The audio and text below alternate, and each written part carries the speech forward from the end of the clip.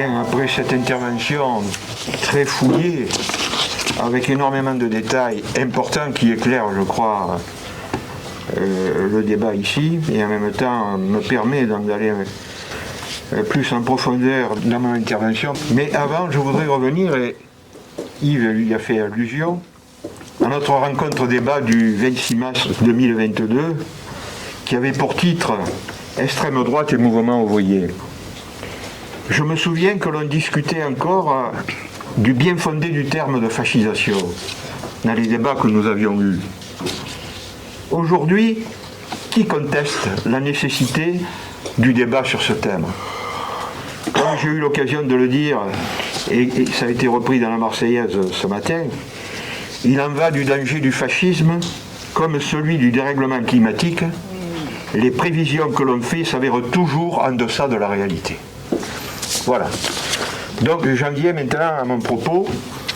Et je vais donner pour titre, contrairement d'ailleurs à ce qu'a fait Alain, et je crois que ce sera bien complémentaire, je ne rentrerai pas dans les détails. Je vais surtout essayer d'avancer un certain nombre de concepts pour essayer d'éclairer la compréhension de la situation d'aujourd'hui, qui est certes différente de celle qu'a décrit Alain, mais dont les racines, les bases sont très proches.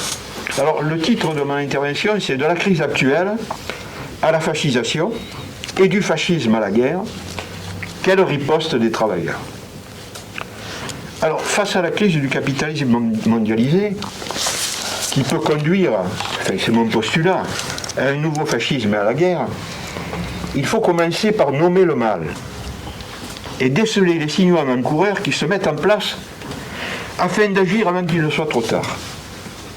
Pour cela, il est nécessaire de distinguer le processus en cours de fascisation, qui comporte deux étapes, avant et après une éventuelle prise de pouvoir, et le résultat de ce processus, que l'on appelle fascisme, à partir duquel une nouvelle guerre mondiale pourrait devenir.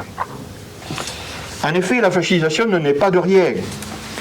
Elle s'inscrit, nous l'avons dit, dans un contexte de crise structurelle du capitalisme mondialisé, qui génère de l'insécurité économique, voire de la récession, de la misère, des frustrations populaires, un approfondissement des antagonismes de classe et une grande insécurité sociale et existentielle. C'est donc dans un contexte international dégradé que se déploie la période chaotique et incertaine de fascisation, avec son cortège de signaux forts qu'il nous revient d'analyser historiquement. C'est pourquoi il était très important de revenir sur la période de la naissance du fascisme italien, espagnol et du nazisme allemand, et ensuite de ses suites à la française, dont Alain vient de nous rappeler le contexte, et de se souvenir les 20 millions de morts de la Première Guerre mondiale et les 70, 80, certains disent même 100 millions maintenant d'historiens, pour la Seconde Guerre mondiale. J'ajouterai que si l'effondrement des grands empires centraux et de la révolution bolchevique ont pu servir de prétexte au fascisme pour asseoir son idéologie malfaisante, alors que son vrai mobile, nous l'avons vu, n'était autre que d'épauler le capitalisme en crise, aujourd'hui, d'où pourrait bien venir ce tremblement de terre, ce cataclysme mondial qui a coupé jadis le monde en deux camps opposés, justifiant, entre guillemets, la résurgence du fascisme.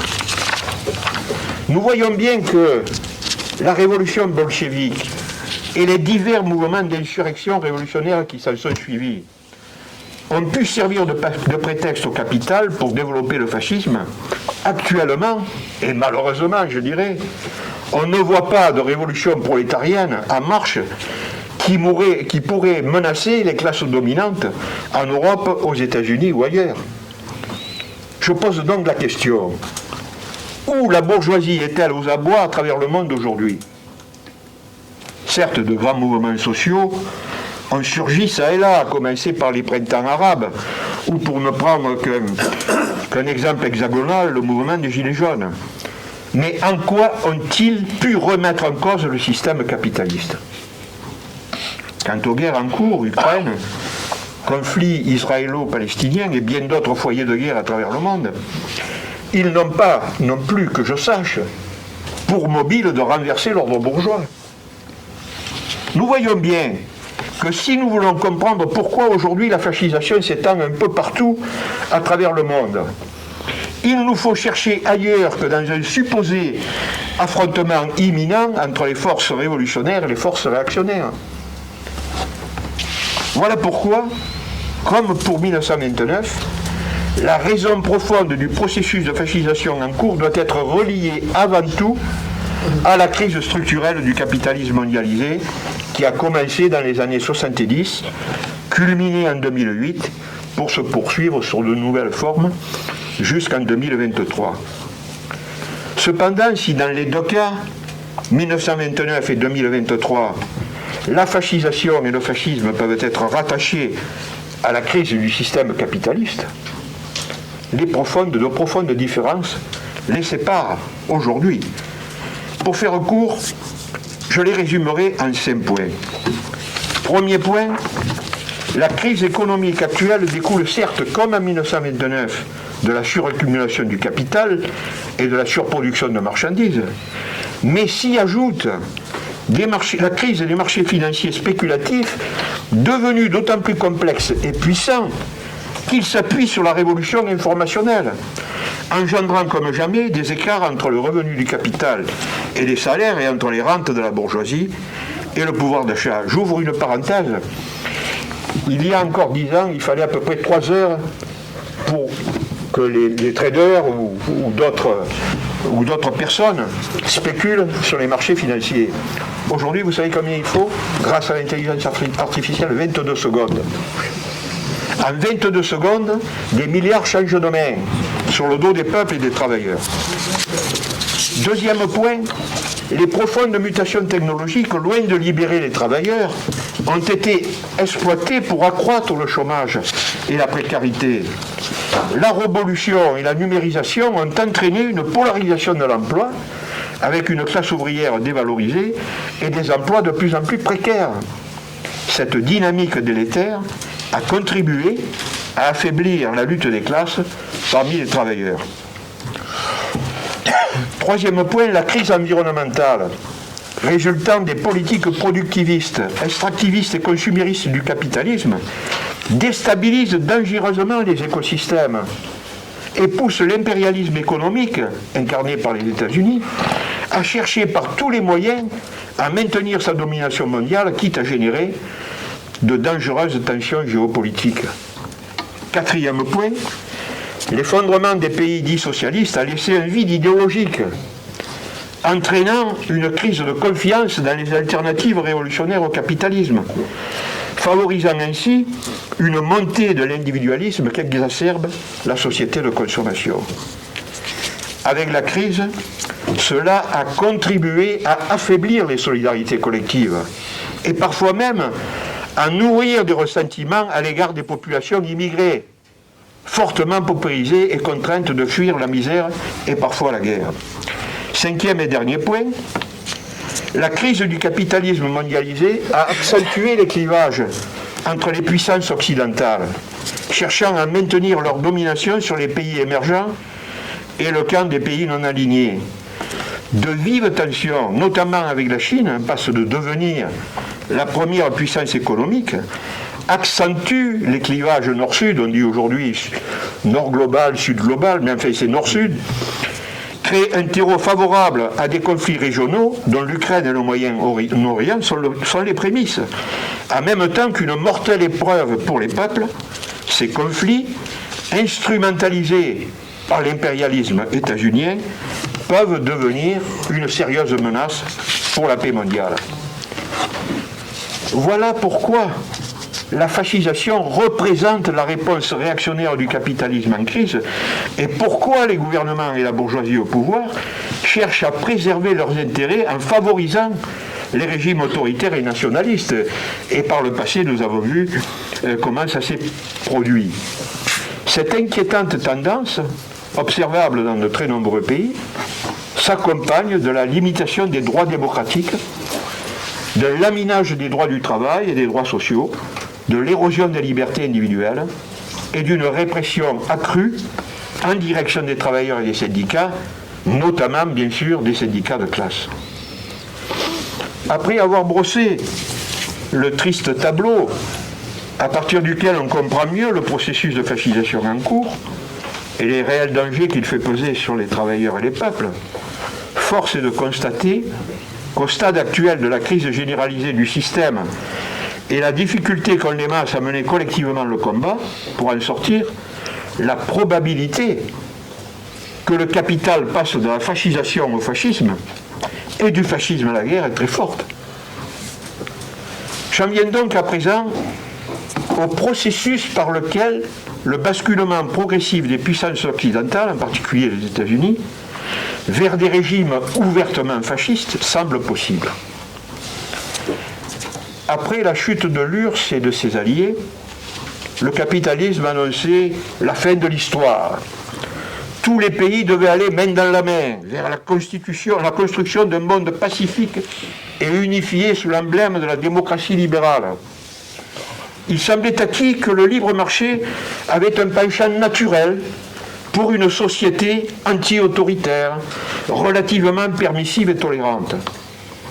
Mais le capitalisme d'État à l'asiatique, avec son grand laboratoire chinois, a démontré que ce beau mariage si joliment célébré flirtait plutôt avec le divorce et tendait surtout vers une possible supériorité économique de la Chine sur l'ultralibéralisme à l'occidental.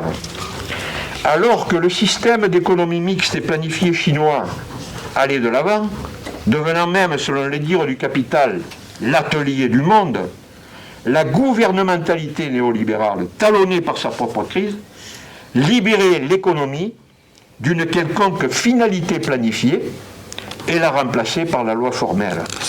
C'est-à-dire se donner les moyens apparents d'assurer le jeu de la libre concurrence des entreprises, alors qu'en réalité, elle mettait tout en œuvre pour accélérer la concentration du capital entre les mains de quelques grands groupes internationaux. Ce qui paraissait aller au départ vers un minimum d'interventionnisme est allé en réalité vers un maximum d'interventionnisme juridique en ce qui concerne les règles du jeu des États, sommet de s'aligner sur les instances supranationales dont l'Union européenne fait partie. Le libéralisme du XVIIIe siècle posait la question de savoir comment, à l'intérieur d'un État constitué, faire place à la liberté du laisser-faire. Le néolibéralisme actuel a renversé la question en comment faire exister un État à partir d'une liberté économique. C'est-à-dire un étatisme dans lequel les États deviennent des acteurs comme les autres, à savoir des entreprises en concurrence. Et c'est précisément au début de la crise structurelle du capitalisme, dans les années 70-80, que ces lois supranationales ont été votées pour obliger les États à se financer auprès des marchés et donc, d'une certaine façon, de se mettre hors jeu en cas d'exacerbation de leur propre crise. Et c'est ce qui est arrivé à la Grèce en 2008, menacée telle qu'elle était d'être mise hors jeu. Et derrière cet immense chantage, qu'y avait-il ? Un immense plan d'austérité pour les peuples et des revenus minimums d'existence pour l'État déficitaire en échange de profondes réformes structurelles directement dirigées contre les travailleurs. Casse des protections sociales, baisse des salaires, augmentation du chômage, casse des régimes de retraite, privatisation de l'ensemble des services publics, etc., etc.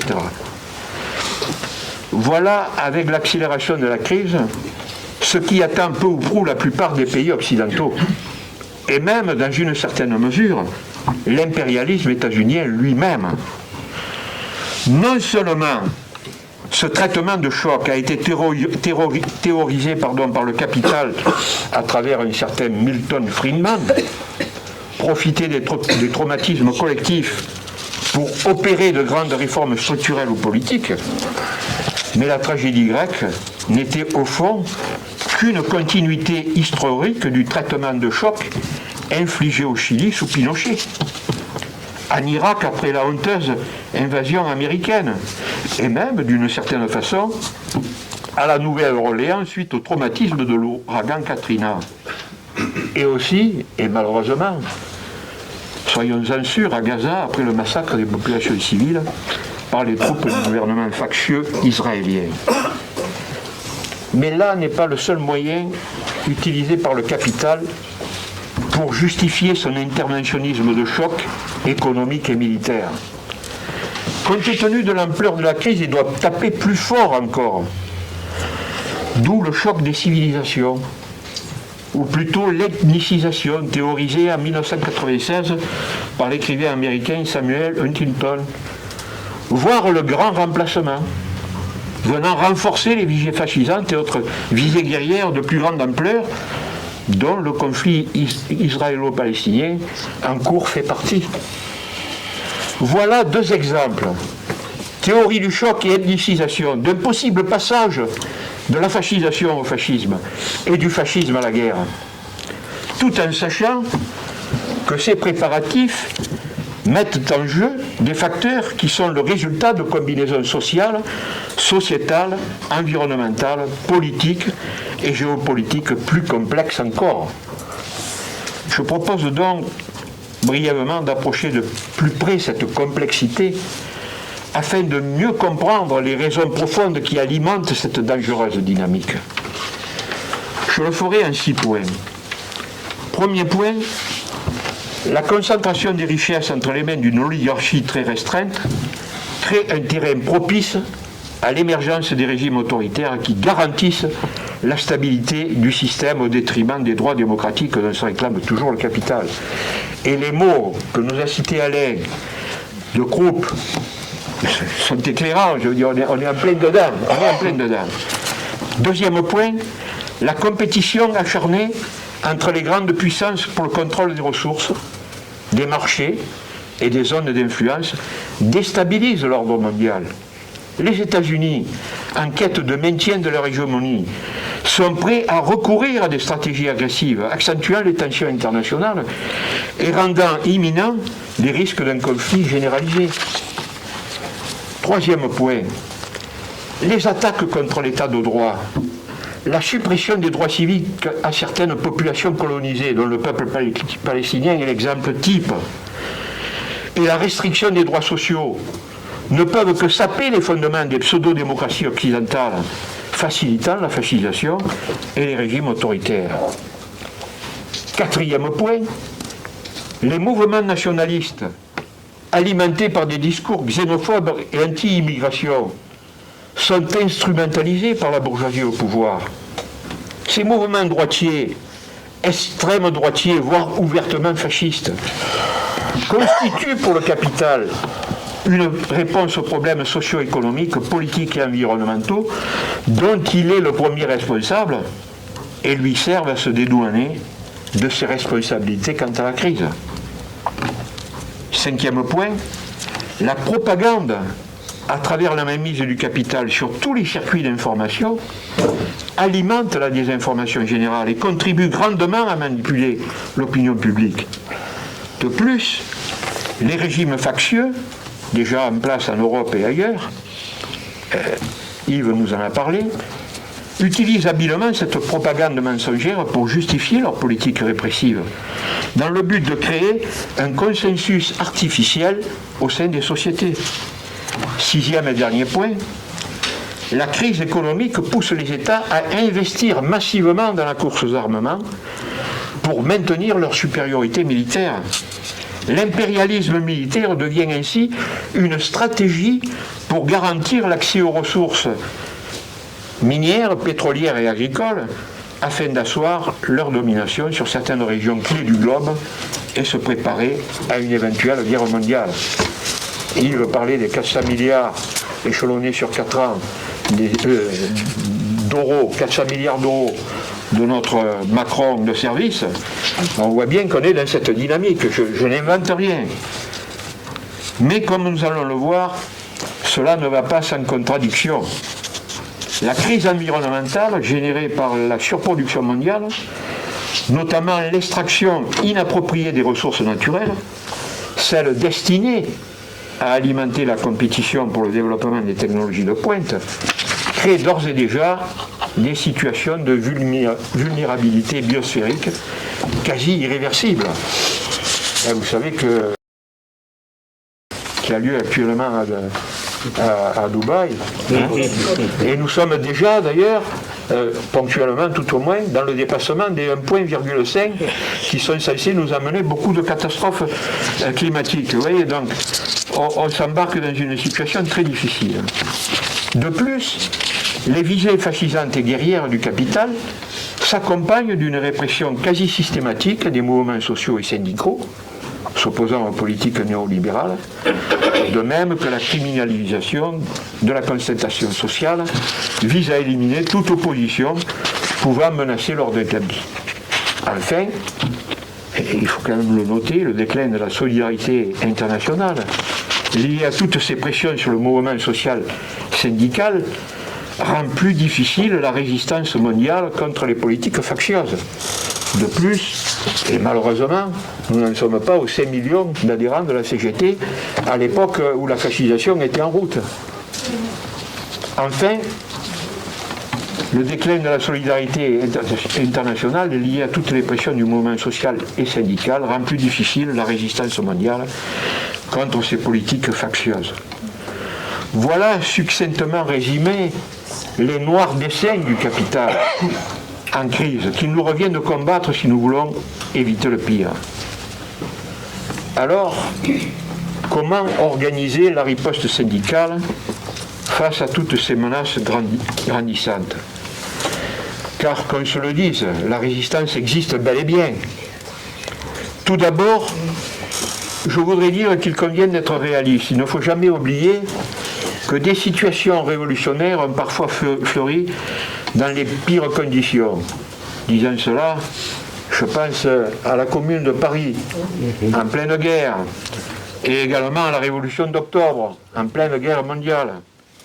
D'autre part, bien qu'il soit nécessaire de créer autour de nous de véritables alliances de masse solides, même si in fine elles ne sont que minoritaires, ce sont toujours les travailleurs en lutte qui ont fait bouger les lignes au cours de l'histoire. Sans avoir une quelconque prétention à répondre à la question que faire, je voudrais simplement ouvrir quelques pistes de réflexion.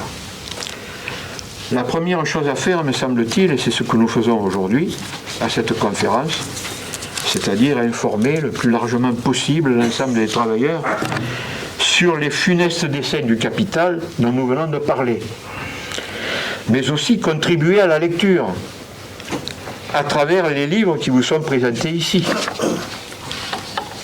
Deuxièmement, dénoncer avec la plus grande fermeté la manipulation médiatique et la désinformation de masse orchestrée par le capital et le gouvernement. Il est inacceptable qu'en France, la plupart des réseaux d'information sont occupés par les forces du capital. Donc, je crois qu'il est temps de faire comprendre que c'est inacceptable et nous devons, de ce point de vue, organiser, sous des formes qui restent à définir, des actions dans cette direction. Troisièmement, renforcer la solidarité des travailleurs à l'échelle nationale et internationale.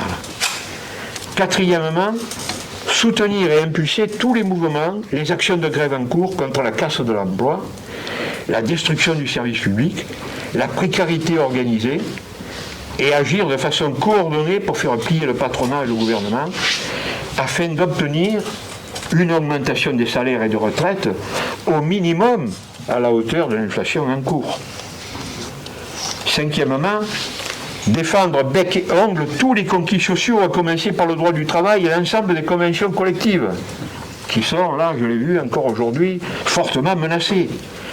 S'investir dans tous les combats contre les forces droitières et extrêmes droitières fascisantes aux côtés des forces politiques qui agissent pour un réel changement de société. Sixièmement, s'investir syndicalement dans des alternatives économiques et écologiques qui proposent de nouvelles formes de production et d'autogestion et nous rapprochent de la nécessité de répondre aux besoins des travailleurs et des peuples tout en respectant les équilibres environnementaux. Enfin, plus que jamais, je crois, renforcer la syndicalisation, mais aussi la formation syndicale, et appeler nos bases organisées à s'investir plus encore dans les instances interprofessionnelles afin de mieux coordonner et impulser le nécessaire combat contre les visées fascistes en cours. Et bien entendu, renforcer aussi l'IHS-CGT, dont le rôle dans la mise en perspective de l'histoire et du présent nous paraît plus que jamais nécessaire. Voilà, chers camarades et amis, le dur combat qu'il nous revient de mener pour contribuer à empêcher un nouvel avènement de la peste brune et un nouveau conflit mondialisé. Je terminerai, si vous le permettez, en hommage à toutes ces innocentes victimes de guerres en cours, par ces mots forts de l'écrivain sénégalais Omar Sangaré: « Si longue et si noire que soit la nuit, il vient toujours une heure où enfin le jour se lève. » Je vous remercie.